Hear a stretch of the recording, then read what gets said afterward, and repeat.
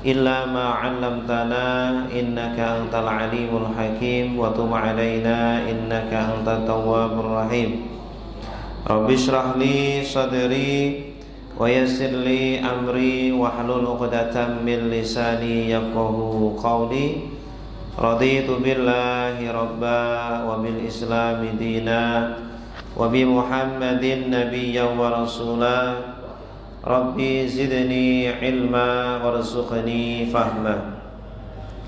Bismillahilladzi la yadurru ma'asmihi syai'un fil ardi wala fis sama'i wa huwas sami'ul alim. Nawaitu ta'lima wa ta'alluma wa tadhkira wa tadhakura wa naf'a wal intifa'a wal ifadata wal istifadata wal hatha ala tamassuki bi kitabillahi wa sunnati rasulihi wabtigha'a wajhillahi ta'ala. Jamaah salat maghrib, bapak-bapak, ibu-ibu yang dimuliakan Allah, kembali mari kita bersyukur dan memuji kepada Allah dengan mengucapkan alhamdulillah. Kita diizinkan oleh Allah pada malam hari ini bisa hadir di rumah Allah. Tidak lain adalah karena Allah telah menakdirkan kita, meringankan langkah kita, melembutkan hati kita sehingga kita bisa duduk bersama-sama. Mari kita niatkan untuk thalabul ilmi, kita niatkan untuk i'tikaf di rumah Allah. Semoga Allah Subhanahu wa taala mengampuni dosa-dosa kita, menerima ibadah-ibadah kita, memberikan ilmu yang bermanfaat kepada kita. Yang sakit semoga disembuhkan, yang punya masalah semoga segera diselesaikan, yang punya hajat semoga segera dikabulkan hajat dan kebutuhannya oleh Allah Subhanahu wa taala. Kita juga bersalawat kepada Rasulullah sallallahu alaihi wasallam, manusia yang paling banyak berjasa kepada kita semuanya. Mari kita senantiasa mengucapkan Allahumma shalli ala Muhammad wa ala ali Muhammad, dan juga senantiasa mempelajari agamanya, mempelajari sunnah-sunnahnya dan mengamalkan dalam kehidupan sehari-hari kita. Semoga kita semuanya kelak dikumpulkan bersama beliau nanti di akhirat. Semoga kita mendapatkan syafaatnya, mendapatkan kemuliaan bersamanya. Amin amin ya rabbal alamin. Bapak Ibu yang dimuliakan Allah, melanjutkan kajian kita tentang kitab Al-Kabair karangan Al-Imam Al-Zahabi rahimahullahu ta'ala rahmatan wasi'ah. Pada malam ini insyaallah kita akan membahas tentang dosa besar yang ke-25 ya. Al-Kabiratu Al-Khamisatu Wal-Ishruna Al-Yaminu Al-Ghamusu ya, yaitu sumpah ghamus ya, sumpah palsu. Al-Yamin ini secara bahasa artinya adalah tangan kanan ya. Tapi di sini diartikan adalah sumpah, karena orang Arab dahulu ketika bersumpah biasanya menjulurkan tangannya. Ya, saya bersumpah bahwa a seperti itu. Sehingga dinamakan al-yamin. Ya, ketika orang bersumpah namanya adalah al-yamin, untuk menegaskan ya apa yang dia ucapkan, bahwa dia tidak berbohong, bahwa dia jujur ya, dia bersumpah ya atas nama atau demi Lata, Uzza atau dan lain sebagainya.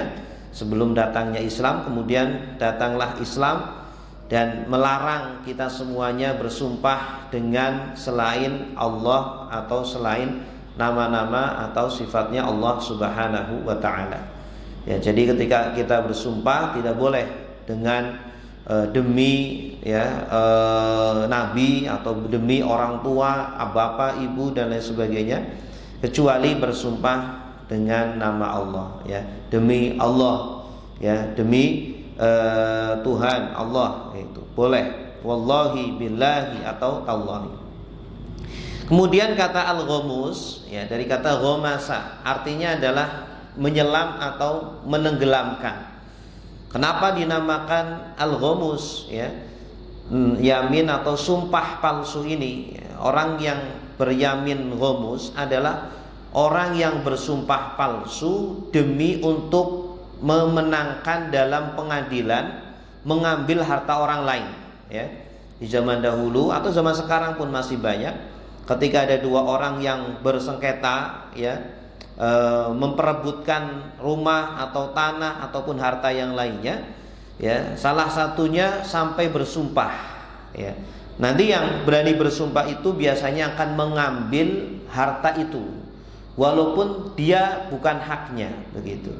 Ya, sedangkan yang nggak mau bersumpah, ya, dia maka harus merelakan harta tersebut, begitu. Nah, Islam datang sangat-sangat mengancam, sangat-sangat mewanti-wanti, ya, kita untuk bersumpah dengan sumpah palsu. Bahkan ini termasuk dosa besar, ya. Bahkan sumpah palsu ini disejajarkan dengan dosa al-isyraku billah, bersekutu kepada Allah Subhanahu wa taala. Disejajarkan dengan dosa durhaka kepada kedua orang tua. Nah, ini kenapa dinamakan al-ghumus, dari kata menenggelamkan. Karena orang yang melakukan sumpah ini akan menenggelamkan dirinya ke dalam jurang dosa dan maksiat.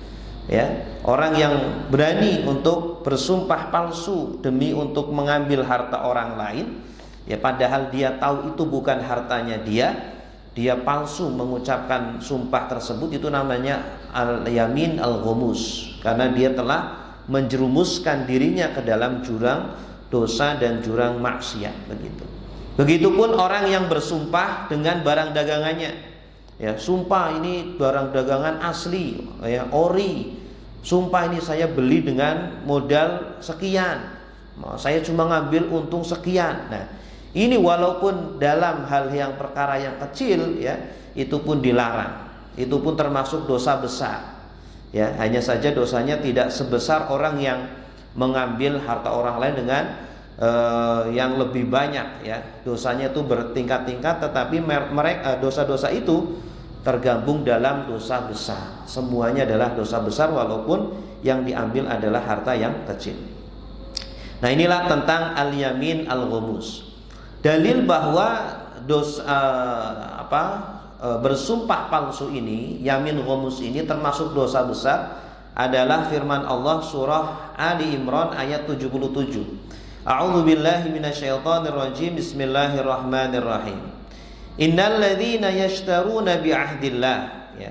Sesungguhnya orang-orang yang membeli atau menukar dengan sumpah atau perjanjian Allah, sumpah atas nama Allah, wa aimanihim, dan dengan sumpah-sumpah mereka menukarkan dengan samanan qalila, dengan harga yang sedikit, dengan keuntungan yang sedikit, ya.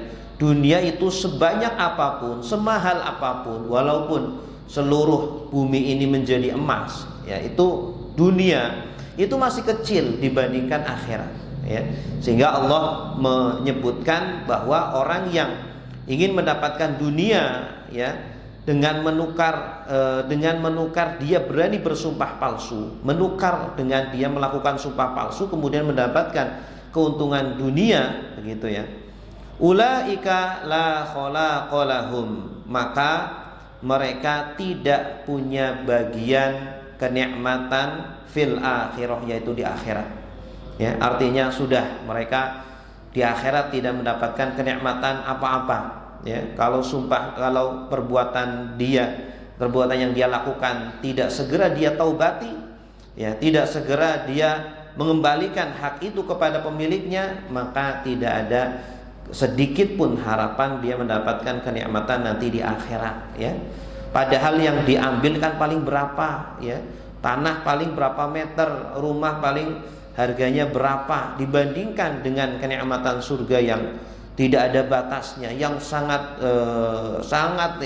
memuaskan, yang selama-lamanya, dibanding kenikmatan dunia yang hanya sementara. Rumah paling kita gunakan paling berapa tahun, mobil pun cepat rusak, begitu, ya, uang pun cepat habis, makanan apalagi cepat menjadi kotoran. Tidak ada bandingannya dengan kenikmatan surga yang tidak ada batasannya. Nah, di sini Allah Subhanahu wa taala mengatakan, dan sering, ya, di dalam ayat-ayatnya Allah mengatakan mereka orang-orang yang menukar dunia dengan akhirat, ya. Dan seolah-olah Allah ingin memahamkan kepada kita semuanya bahwa kehidupan kita di dunia ini adalah seperti berjual beli. Ya, kita di dunia ini itu sedang berjual beli dengan Allah, sedang berbisnis dengan Allah. Ya, modal yang Allah berikan kepada kita adalah umur. Ya, Allah berikan modal kepada kita semuanya masing-masing umur. Ada yang umurnya 60, ada yang 70, 80.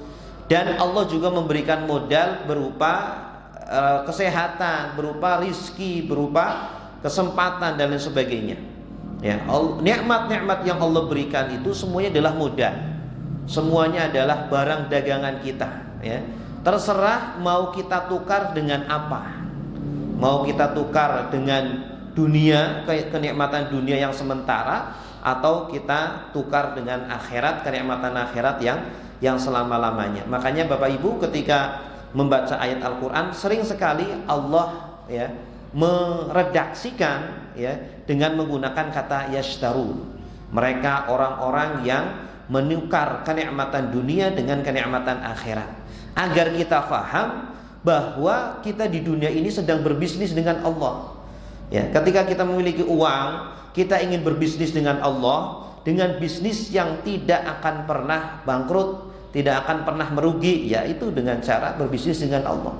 Ya, dengan kita bersedekah, dengan kita berwakaf, dengan kita berinfak, ya itu pasti untungnya. Ya, ketika kita berbisnis dengan Allah. Berbeda ketika kita berbisnis dengan manusia, bisa saja untung, bisa saja rugi.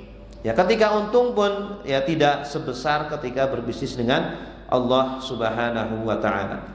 Bapak Ibu jamaah yang dimuliakan Allah, ada 5 akibat yang Allah berikan kepada mereka orang-orang yang rela ya menukar akhiratnya hanya ingin mendapatkan harta yang sedikit, ya, samanan qalila, ya, keuntungan yang sangat sedikit sekali. Pertama, mereka tidak mendapatkan bagian kenikmatan sedikit pun di akhirat. Ya, semuanya azab, semuanya siksaan, semuanya tidak ada yang enak. Na'udzubillahi min dzalik. La khalaqa lahum. Allah katakan tidak ada bagian kenikmatan sedikit pun fil akhirah, di akhirat. Ya, buat apa sih kita mendapatkan kenikmatan sedikit di dunia, dan yang kita dapat pun belum tentu itu semuanya akan kita habiskan. Ya, terkadang belum habis sudah kita wariskan kepada ahli waris kita, begitu. Wala yukallimuhumullah. Kemudian yang kedua, Allah tidak mau berbicara kepada kita. Ya, kita ketika pulang ke kampung, tentu yang ingin kita ajak ngobrol adalah orang tua kita, bapak ibu kita kalau masih ada, kakak atau adik kita kalau masih ada, orang-orang yang kita cintai. Nah, ketika kita pulang kampung kepada Allah Subhanahu wa taala, Allah nggak mau ngomong sama kita. Ya, Allah yang yang paling kita rindukan, justru Allah tidak mau berbicara dengan kita. Artinya Allah sudah sangat marah. Ya, dalam sebuah hadis pun disebutkan bahwa barang siapa yang bersumpah dengan sumpah yang palsu, man halafa ala yaminin, barang siapa yang bersumpah dengan sumpah yang palsu, wa huwa fiha fajirun, dengan tujuan liyaqtati'a biha malam ri'in muslimin, ya, dengan tujuan untuk mengambil harta orang muslim. Dia membayar pengacara, kemudian dia sampai bersumpah-sumpah dengan sumpah yang palsu, begitu, sehingga seorang hakim itu kan hanya diperintahkan untuk menghukumi apa secara zahirnya saja. Bahkan Rasulullah pernah mengatakan ya kepada 2 orang yang berseteru, yang bersengketa, ya, sedang memperebutkan harta. Rasulullah pun belum tentu tahu siapa yang benar antara 2 orang tersebut. Kemudian Rasulullah mengatakan, ya, sesungguhnya saya tidak tahu siapa di antara kalian yang benar. Tapi hati-hati, ya, kalau ada di antara kalian yang bermain lidah, bersilat lidah untuk mendapatkan atau mengambil harta orang lain, sesungguhnya Allah Subhanahu wa taala akan menimpakan harta tersebut ya di atas punggung kalian, begitu. Nah, barang siapa yang bersumpah untuk mengambil harta orang lain, maka dia akan bertemu dengan Allah Subhanahu wa taala kelak di akhirat, wa huwa alaihi ghadban, dalam kondisi Allah murka, dalam kondisi Allah marah, ya. Allah tidak meridhoi kepada perbuatan kita. Na'udzubillah min dzalik. Kemudian yang ketiga, wala yanzuru ilaihim, Allah tidak akan melihat kepada dia. Ya, diajak bicara aja tidak, apalagi dilihat, ya. Dan nikmat terbesar kita justru adalah nanti melihat Allah, ya. Setelah kita diberikan nikmat makanan, nikmat minuman, nikmat bidadari, ya, nanti para penduduk surga akan bertanya-tanya, siapa ini? Atau mana nih Allah yang memiliki surga yang begitu luas ini, yang memberikan nikmat yang begitu banyak tanpa terbatas ini? Mereka nanti akan bertanya, mana ini Allah itu? Kemudian Allah Subhanahu wa taala akan memperlihatkan kepada para penduduk surga, dan nikmat-nikmat makanan, minuman, wanita dan lain sebagainya semuanya terlupakan oleh mereka. Karena nikmat yang terbesar kelak adalah ketika melihat Allah Subhanahu wa taala. Namun itu tidak diberikan kepada orang yang melakukan yamin ghamus, orang yang melakukan sumpah palsu untuk mengambil harta atau hak orang lain. Wala yanzuru ilaihim yaumal qiyamah, Allah tidak akan melihat kepada dia. Dia juga tidak akan melihat kepada Allah. Wala yuzakkihim, bahkan Allah tidak akan mensucikan dia. Ya, orang-orang muslim yang masuk neraka, mereka itu tidak selama-lamanya. Mereka itu dicuci dosa-dosanya, ya. Mereka ada yang setahun, 2 tahun, puluhan tahun, ratusan tahun, bahkan ribuan tahun, tergantung dengan beratnya, besarnya dosa yang mereka lakukan di dunia. Dan mereka akan dicucikan oleh Allah. Wa yuzakkihim, ya, orang-orang muslim yang berbuat dosa, terutama dosa-dosa besar, akan disucikan oleh Allah di neraka terlebih dahulu, ya, sebelum mereka masuk ke dalam surga, karena ada kalimat tauhid di dalam hatinya. Nah, namun orang yang melakukan dosa ini Allah tidak akan mensucikannya. Wala yuzakkihim, ya, Allah tidak akan mensucikannya. Akhirnya dia selama-lamanya di neraka. Na'udzubillahi min dzalik. Walahum adzabun alim, dan bagi mereka azab yang sangat pedih. Ini yang kelima, bagian apa? Hukuman bagi mereka adalah azab yang sangat keras. Dalam sebuah ayat Allah Subhanahu wa taala berfirman, kullama nadijat juluduhum baddalnahum juludan ghairaha liyadzuqul adzab, ya. Ini kalau kita baca ayat ini sangat mengerikan sekali. Setiap kali, ya, nadijat juluduhum, matang kulit-kulit mereka, penduduk neraka. Jadi nanti penduduk neraka itu dibakar di neraka sampai matang kulit-kulitnya, Pak. Kullama nadijat, setiap kali matang, baddalnahum juludan ghairaha, Allah ganti dengan kulit yang baru, gitu. Agar apa? Liyadzuqul adzab, agar mereka merasakan azab yang terus-menerus, ya. Karena ternyata ilmu kedokteran mengungkapkan ternyata rasa sakit yang ada di dalam tubuh kita itu ternyata pada kulit, ya.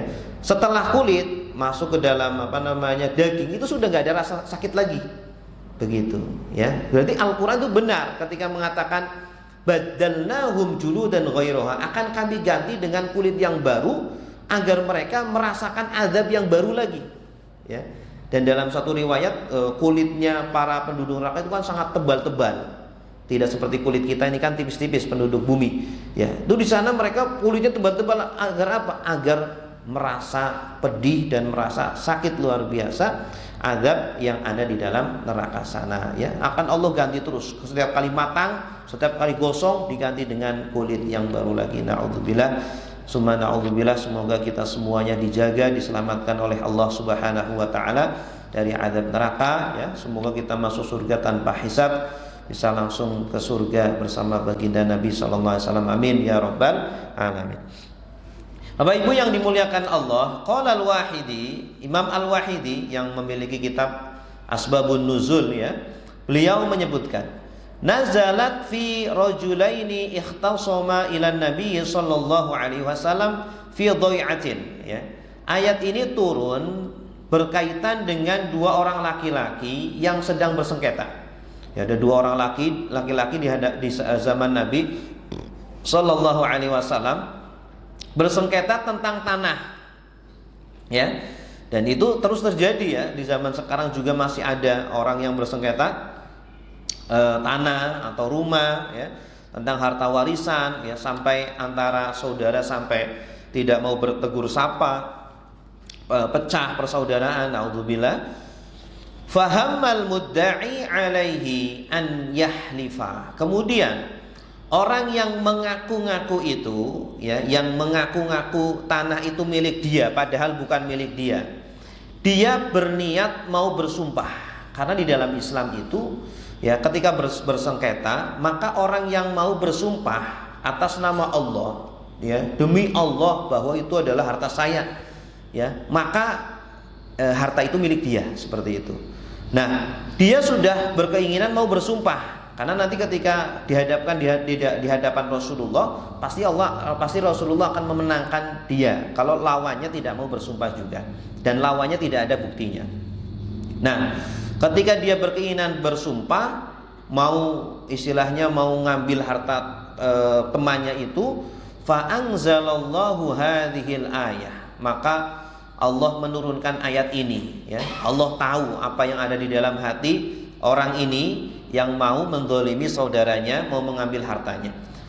Fa anzalallahu hadhil ayah, innal ladzina yashtaruna bi'ahdillahi wa aymanihim samanan qalilan ulaika la khalaqa lahum fil akhirah. Ya. Dan begitu sahabat tadi mendengar ayat itu turun, Rasulullah menyampaikan kepada sahabat ini, fanakalal mudda'i alaihi anil yamin. Kemudian dia tiba-tiba mengurungkan niatnya. Waduh, kok pas banget begitu, ya. Ayat ini turun berkaitan dengan saya juga. Ya, untungnya saya belum jadi sumpah, saya baru berniat saja. Kemudian dia tidak jadi melakukan sumpah ghamus tadi, wa aqarra lil mudda'i bihaqqihi. Akhirnya dia udahlah, saya ngaku itu bukan milik saya, itu punya saudara saya, punya sahabat saya relakan, ya, itu untuk saudara saya, begitu. Dan memang seharusnya seperti itu, Bapak Ibu. Ketika kita membaca Al-Quran, seolah-olah Allah itu sedang berbicara dengan kita, ya. Dan di zaman sahabat memang kan kelebihannya, mereka itu langsung menerima dari Rasulullah, dan Rasulullah langsung menerima dari malaikat Jibril langsung menerima dari Allah Subhanahu wa ta'ala, sehingga terasa sekali, gitu. Nah, kita seharusnya pun seperti itu. Ketika membaca Al-Quran, seharusnya kita pun paham dan kita merasa betul-betul Allah sedang berbicara kepada kita, Allah sedang menegur kita, Allah sedang mengingatkan kita. Ya, jangan-jangan ayat yang kita baca itu berkaitan dengan kita, ya. Mungkin kita nggak sengaja pengen baca ayat ini, baca surat ini, ternyata ayat ini mengingatkan kita tentang kondisi yang sekarang kita berada di dalamnya, begitu.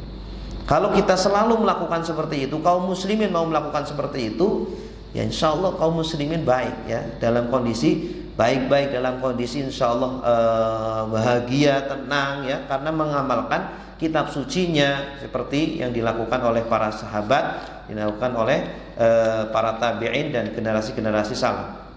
Ini adalah asbabun nuzul dari ayat 77 surah Ali Imran, ya, yang berkaitan dengan sumpah ghamus, sebuah dosa besar yang Allah Subhanahu wa ta'ala akan mengancamnya dengan 5 ancaman yang tadi sudah kita jelaskan. Bapak Ibu yang dimuliakan Allah, kemudian, ya, ada juga hadis lain yang menjelaskan tentang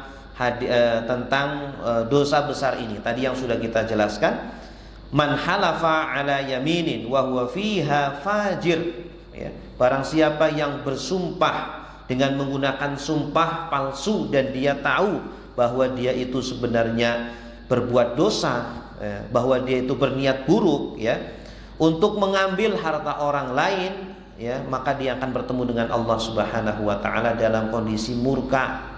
Allah marah kepada orang tersebut, ya. Nah, ayat ini, hadis ini juga faqala al-as'as fiyya wallahi nazala, ya. Hadis ini juga berkaitan dengan As'as, ya, seorang sahabat. Kana baini wa baina rajulun minal yahud, ya. Suatu ketika antara dia As'as sahabat dengan seorang laki-laki, ya, dari Yahudi. Ada orang Yahudi, ya, yang bertengkar, yang berselisih, bersengketa dengan As'as tentang sebuah tanah. Ya. Kemudian orang Yahudi ini ya mengingkari atau dia itu ingin mengambil harta tersebut. Faqaddamtuhu ila Nabi sallallahu alaihi wasallam. Kemudian As'as datang kepada Nabi, ingin Nabi menyelesaikan urusan ini. Ya, wahai Nabi, ini tanah saya mau diambil orang Yahudi ini. Ya, tapi sayangnya As'as nggak punya bukti. Ya, zaman dahulu kan belum ada sertifikat tanah. Ya, nah mungkin tanahnya itu terbengkalai, tidak diurus, tidak dibangun apa-apa, tidak ditanamin apa-apa, sehingga ada orang Yahudi yang ngaku-ngaku tanah tersebut. Ya, akhirnya bersengketalah antara As'as dengan orang Yahudi ini. Akhirnya beliau datang kepada Nabi Sallallahu Alaihi Wasallam. Nah, kemudian setelah beliau datang kepada Nabi bersama orang Yahudi tadi, kemudian Nabi nanya, As'as, kamu punya bukti enggak? Ya, nggak punya. Ya, rumah tanahnya itu nggak saya urus, ya, nggak ada bukti saya punya tanah itu, nggak ada surat-suratnya juga. Kemudian qala lil yahud ihlif, ya. Kemudian Nabi Sallallahu Alaihi Wasallam berkata kepada orang Yahudi itu, kamu mau bersumpah enggak? Kalau kamu mau bersumpah, kamu nanti berarti itu adalah hak kamu, begitu. Kemudian orang Yahudi itu bersumpah dengan nama Allah, kemudian dia mengambil harta tersebut. Kemudian Allah turunkan ayat ini, ya, ayat 77 surah Ali Imran. Jadi asbabun nuzulnya ada dua. Dan memang seperti itu Bapak Ibu. Terkadang satu ayat, ya, itu asbabun nuzulnya ada dua. Terkadang satu ayat turunnya dua kali, begitu. Pada sebuah peristiwa turunlah ayat itu. Nah, dalam peristiwa yang lain turun lagi ayat tersebut. Itu memang terjadi. Kalau kita membaca kitab, membaca ilmu belajar ulumul Quran, ilmu Al-Quran, ilmu tafsir Al-Quran, itu ada beberapa ayat yang memang turunnya dua kali, tiga kali, begitu, atau sekali, gitu. Ya, terkadang turun dalam peristiwa A, kemudian ada lagi peristiwa A lagi yang mirip, turun lagi ayat tersebut, begitu ya. Nah, itu terjadi. Nah, ini seperti ayat ini juga sama seperti itu. Kemungkinan ini turun dua kali. Baik Bapak Ibu yang dimuliakan Allah, kemudian dalam sebuah hadis, ya, ini diriwayatkan dari Abi Umamah, kunna inda Rasulillah sallallahu alaihi wasallam. Suatu ketika kami bersama Rasulullah sallallahu alaihi wasallam, ya. Faqal, maka Rasulullah SAW berkata, man iqtata'a haqqam ri'in muslimin biyamini. Barang siapa yang mengambil hak orang lain, hak orang muslim yang lain dengan sumpahnya, dengan sumpah palsunya, ya, padahal bukan hak dia, faqad aujaballahu lahun nar, maka Allah telah mewajibkan bagi dia neraka. Ya, sudah pasti dia akan, kalau dia tidak bertaubat, dan bertaubatnya bagaimana? Ya, kembalikan hartanya. Jangan bertaubat lalu masih dipegang aja hartanya, ya. Atau dia bertaubat cuma hubungan dengan Allah saja, nggak bisa. Macam dosa yang berkaitan dengan manusia, maka harus diselesaikan dulu dengan manusia, baru nanti Allah akan mengampuni dia, ya. Kalau kita telah mengambil harta dia, harus dikembalikan, begitu. Setelah dikembalikan, kita baru bertobat kepada Allah Subhanahu wa ta'ala. Bahkan menurut mazhab Syafi'i itu ada kafarohnya. Ya, ada kafaroh itu sebuah perbuatan untuk melebur dosa kita. Ya, setelah kita bertobat mengembalikan haknya, ada kafarohnya, ya, kafaroh yamin.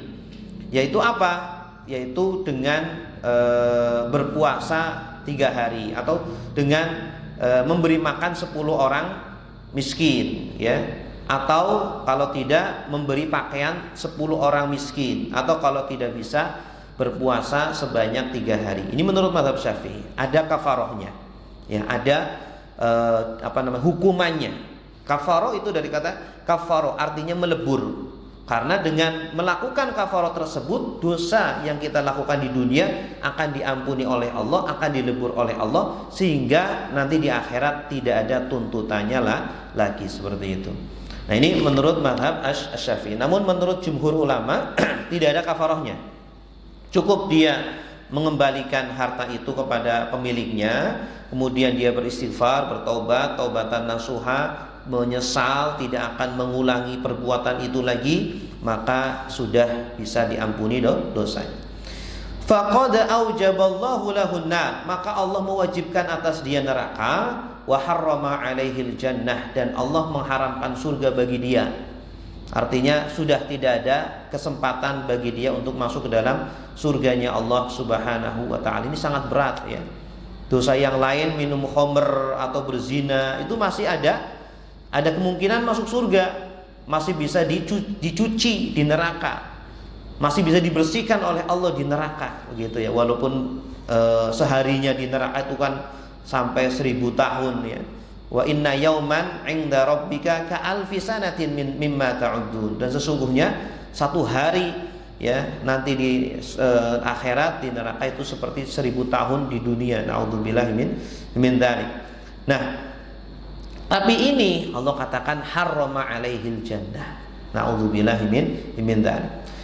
Kemudian juga diriwayatkan an Abi Dzarrin, dari Abi Dzar radhiyallahu anhu, beliau berkata, salasatun la yukallimuhumullah yaumal qiyamah, ada 3 orang yang Allah tidak akan berbicara kepada mereka, wala yuzakkihim, Allah tidak akan mensucikan mereka ya, walahum adzabun alim, dan mereka akan mendapatkan azab yang sangat pedih.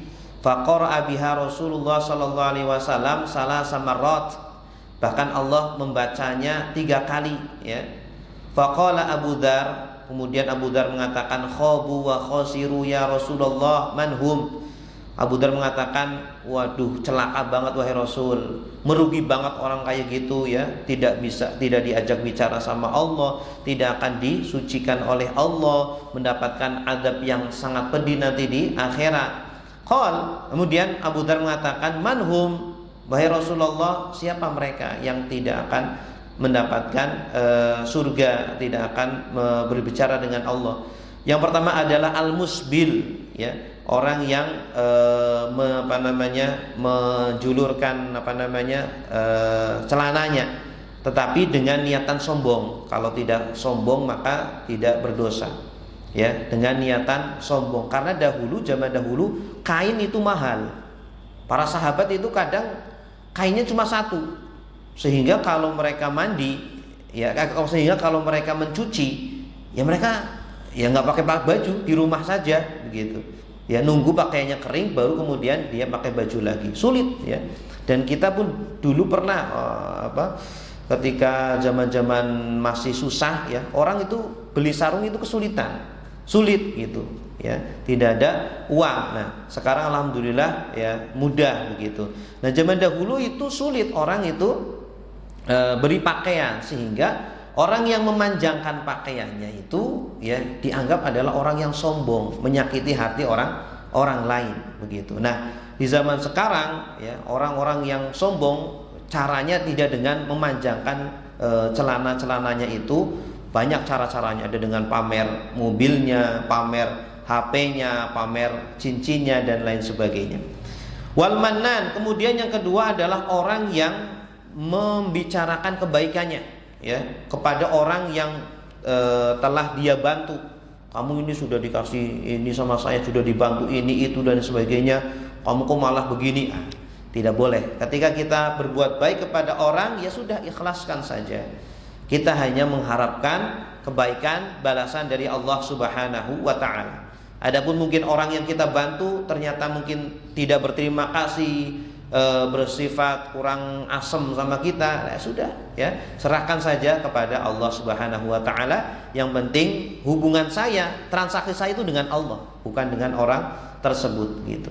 Wal munfiq sil'atahu bil halaf al kadzib. Kemudian yang ketiga yang akan mendapatkan 3 hukuman tadi adalah orang yang menjual hartanya dengan cara bersumpah yang bohong, dengan cara bersumpah yang palsu. Ya, ayo beli barang dagangan saya, demi Allah ini ori, demi Allah ini adalah barang bagus ya, harganya saya kulaknya hanya sekian, saya jual hanya dengan harga sekian, saya hanya mengambil untungnya saja. Atau saya hanya mengambil modalnya saja, padahal tidak seperti itu. Dia sampai bersumpah-sumpah seperti itu. Padahal keuntungannya berapa sih, begitu ya? Sedangkan hukumannya adalah sangat berat sekali. Wa qala sallallahu alaihi wasallam, dan Nabi sallallahu alaihi wasallam bersabda, al-kabairu, dosa-dosa besar adalah al-isyraku billah, yaitu mensekutukan Allah, wa uququl walidain, dan durhaka kepada kedua orang tua, wa qatlun nafsi, membunuh jiwa, membunuh manusia, wal yamin al-ghumus, dan yang keempat adalah sumpah yang palsu, ya. Jadi kenapa ini dosa besar? Di antara sebabnya adalah disejajarkan dengan dosa-dosa besar yang lainnya, seperti bersekutu kepada Allah, durhaka kepada kedua orang tua, dan membunuh jiwa, membunuh manusia. Nah, ini kan membunuh manusia kan luar biasa dosanya ya, tetapi disamakan dengan yamin ghumus. Baik Bapak Ibu yang dimuliakan Allah, selanjutnya adalah tentang, ini masih berkaitan dengan yamin, berkaitan dengan sumpah juga. Ketika bersumpah ini, Allah Subhanahu wa taala, Rasulullah sallallahu alaihi wasallam melarang kita untuk bersumpah dengan selain Allah. Sebagaimana tadi yang sudah kita sebutkan. Dalam sebuah hadis riwayat Ibnu Umar radhiyallahu anhuma dari Nabi sallallahu alaihi wasallam qala, "Innallaha yanhaakum an tahlifu bi abaikum." Sesungguhnya Allah melarang kalian bersumpah dengan nama bapak-bapak kalian, demi ayah, demi ibu, ya, demi kakek, demi nenek, ya, bahkan dengan nama Rasulullah pun tidak boleh, demi Rasul, demi Nabi, demi Ka'bah, tidak boleh.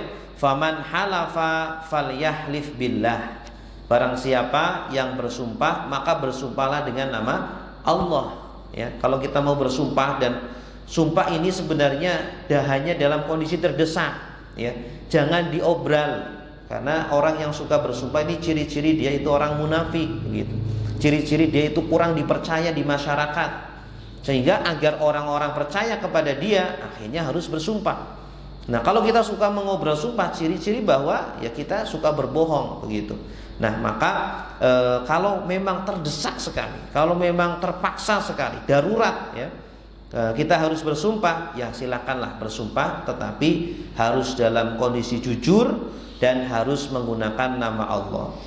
Ya, kalau memang tidak terlalu mendesak, auliyasmut, kalau bisa diam saja, ya. Kalau bisa diam saja, katakan yang benar, kemudian diam, tidak perlu bersumpah kalau memang tidak terlalu mendesak. Kemudian juga dalam sebuah hadis, ya, disebutkan, man halafa bil umanati falaysa minnah, ya. Barang siapa yang bersumpah dengan umanah, ya, nama selain Allah, dengan berhala, ya, maka dia bukan termasuk golongan dari kami.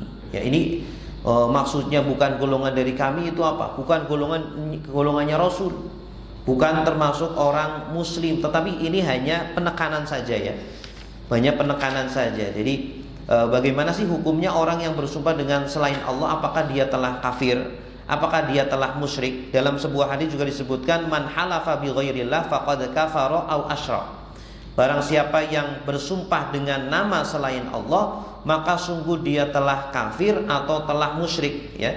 Tetapi yang dimaksud kafir di sini adalah kufrun duna kufrin, kufur kecil, kufur nikmat, ya, seperti riya. Dalam sebuah hadis kan disebutkan ar-riya'u syirkun. Riya itu syirik, tetapi bukan syirik besar, ya. Bukan syirik yang mengeluarkan orang dari Islam, ya. Tapi kenapa Nabi menyebutkan dengan kata kafir atau syirik? Tujuannya adalah untuk taghlil, untuk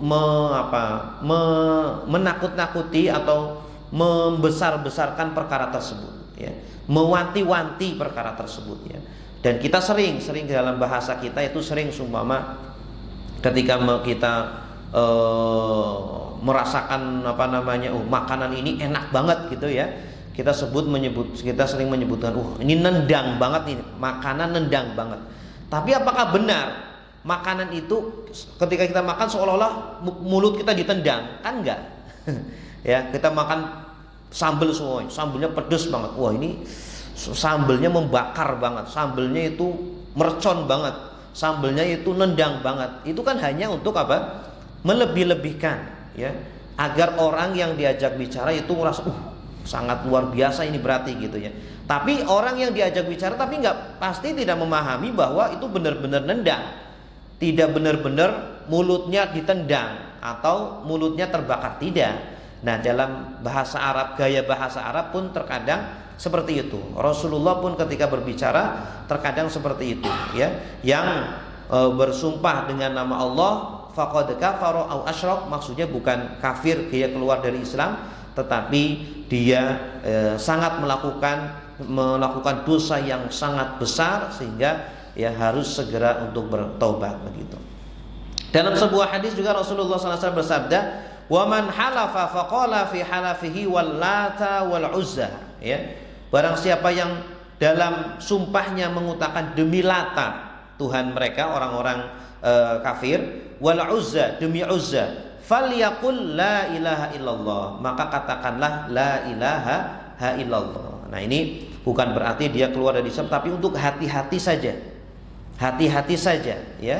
Kita pun seperti itu kalau melakukan hal-hal yang mungkin menghinakan kepada agama kita. Kita menghinakan agama kita, mungkin tidak sengaja kita mengucapkan kalimat yang menghinakan sahabat, menghinakan Rasul, menghinakan Al-Quran, menghinakan syariat, walaupun mungkin tidak sengaja. Apalagi kalau sengaja, ya, lebih baik kita segera untuk mengucapkan la ilaha illallah dengan tujuan hati-hati agar kita tidak keluar dari agama Islam ini.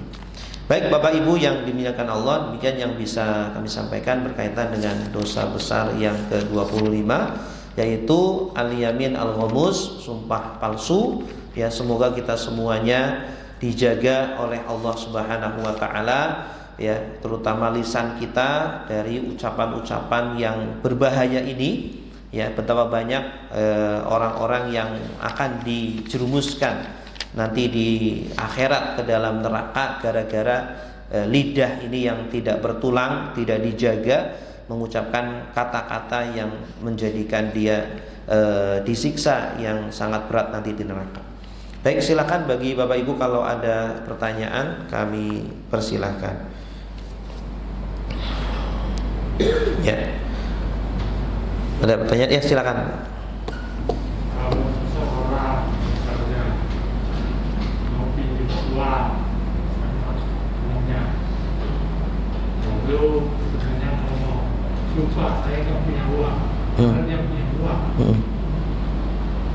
bisa membantu temannya yang pinjam tadi. Nah, itu sumpah orang yang punya uang itu tadi bagaimana? Iya. Kalau dia punya uang tapi ngomong saya tidak punya uang, sumpah, supaya tidak dinyentuh. Iya. Sebenarnya menolak peminjaman itu hukumnya mubah-mubah saja, gitu ya. Apalagi kalau kita tahu orang yang akan meminjam itu biasa tidak mengembalikan, ya. Orangnya ini angel nih kalau minjam, dia itu memelas-melas, ya. Tapi ketika ditagih udah kayak preman begitu. Nah, kalau kita tahu orangnya seperti itu, boleh kita menolak, tapi tidak berdosa, tidak boleh berdosa, tidak boleh berbohong. Bilang saja, mohon maaf saya tidak bisa. Itu kan tanpa berdosa, mohon maaf saya tidak bisa begitu. Itu tidak perlu berbohong pun sudah bisa menolak orang tersebut begitu. Tapi kalau sampai dia bersumpah dengan sumpah yang bohong, ya, maka dia berdosa. Tapi dosanya tidak sebesar ketika dia bersumpah untuk mengambil hak orang lain. Karena sumpahnya itu untuk menguatkan pikiran orang meminjam itu bahwa betul dia tidak tahu. Iya tahu. Ya, memang orang bersumpah kan agar orang lain percaya begitu ya. Tetapi ya seperti itu. Orang kalau bisa itu menjauhi sumpah, ya, karena sumpah ini biasanya kebiasaan orang-orang munafik, kebiasaan orang-orang yang perkataannya itu sering tidak dipercaya oleh orang lain. Maka sebisa mungkin kita menjauhi dari sumpah kecuali dalam kondisi sangat terdesak, ya, tidak ada cara lain kecuali harus bersumpah. Dan memang yang sedang kita sumpah itu benar, kita jujur. Ya, kalau memang itu nggak benar ya dosa, kita berdosa. Kita tetap berdosa. Tetapi dosanya tidak seperti dosa orang yang bersumpah untuk mengambil hak orang lain. Tetapi itu tetap tindakan yang diharamkan, tidak boleh, Pak. Gitu. Ya. Jadi yang punya uang itu harusnya tidak bersumpah. Iya, harusnya tidak perlu bersumpah, kecuali kalau yang benar-benar nggak punya uang. Sumpah saya nggak punya uang, demi Allah, memang nggak punya uang, ya sudah, dia jujur. Tapi kalau dia punya uang, tapi dia bersumpah tidak punya uang, maka dia berdosa. Begitu. Iya. Ya silakan, Pak. Kalau di kota besar ini kayak Jakarta, semacam Jakarta ini ya, kayak trotoar gitu dikuasai oleh ormas tertentu, lah itu disewakan lagi kepada pedagang atau tukang parkir. Itu saya bicara ada ormas tertentu nih, saya perhatikan di kota-kota besar. Itu hukumnya gimana? Iya. Ya kalau itu bukan milik kita, ya haram hukumnya. Kita mengambil hak orang lain, itu kan punya umum, ya, tidak boleh kita kuasai, apalagi kemudian kita sewakan. Hasil dari itu ya haram. Uang yang dihasilkan dari hasil persewaan itu dia ambil, dimakan bersama-sama, yaitu haram karena bukan milik dari dia, ya. Dan itu termasuk ya apa namanya sangat berbahaya sekali. Harta yang haram itu kullu suhtin nabata min haram fannaru aula bih, kata Rasulullah. Setiap daging yang tumbuh dari harta yang haram, maka api neraka lebih berhak untuk memakan daging tersebut. Ya, jadi jangan sampai ya kita banyak harta, kita berlebih harta, ya tetapi ternyata itu berasal dari harta yang haram. Ya, tidak hanya tidak berkah, ya itu haram. Ya, kalau tidak berkah mungkin masih mending, halal tidak berkah mungkin ada seperti itu. Tetapi ini sudah haram, sudah pasti tidak berkah. Jangan sampai ya kita ingin terpenuhi, karena rizki itu Allah sudah tentukan. Tinggal kita mau milih mau yang halal atau yang haram. Ya, rizki itu sudah Allah tentukan. Kamu rizkinya itu sekian. Kamu itu di dunia ini dapat jatah beras itu sekian ton seumpama. Dan tidak akan kita dijemput oleh Allah, tidak akan diwafatkan oleh Allah sampai kita menghabiskan rizki kita. Gitu. Nah, tinggal pilih kita mau mengambil rizki yang halal atau yang haram, itu diserahkan sama kita. Ya, Allah memberikan kebebasan sama kita untuk berikhtiar. Ya, yang menciptakan perbuatan Allah, tetapi Allah memberikan kebebasan bagi kita untuk berikhtiar, berusaha, memilih. Sehingga nanti ketika kita masuk surga, itu pun karena kita memilih jalan yang benar, karena kita berusaha, karena kita berjihad, karena kita berjuang. Ya, kita masuk surga karena susah payah di dunia ini. Ya, bukan karena kebetulan. Kebetulan takdir saya baik kemudian saya masuk surga, tidak. Tapi karena memang kita berusaha di dunia ini memilih yang benar, begitu.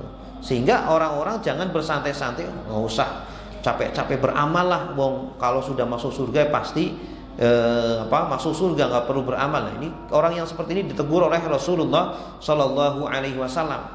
Ya, ini kelompok-kelompok Jabariyah, kelompok-kelompok Jabariyah ini mereka udahlah semua orang itu udah kayak wayang, udah kayak debu digerakkan oleh dalangnya. Ya, kita nggak bisa ngapa-ngapain. Kita berbuat A, berbuat B, itu Allah yang menggerakkan. Kata mereka seperti itu. Padahal tidak. Ahlussunnah wal Jamaah ya berkeyakinan bahwa yang menciptakan perbuatan memang Allah. Wallahu khalaqakum wa ma ta'malun.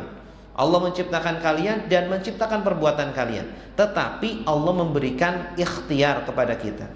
Memberikan kasbun, kata Ahlussunnah wal Jamaah. Kasbun itu usaha, ya, usaha kita untuk berbuat. Sehingga nanti kita mendapatkan balasan baik atau buruk itu atas usaha kita. kita berusaha untuk menjadi orang soleh, orang baik, Allah hargai kita, Allah apresiasi kita dengan surga. Sebaliknya kita di dunia ini berbuat jahat, ya itu pun atas pilihan kita sendiri. Kita sukses karena pilihan kita gagal pun karena pilihan kita. Wallahu a'lam bishawab. Subhanakallahumma wa bihamdika asyhadu an la ilaha illa anta astaghfiruka wa atubu ilaik. Wassalamualaikum warahmatullahi wabarakatuh.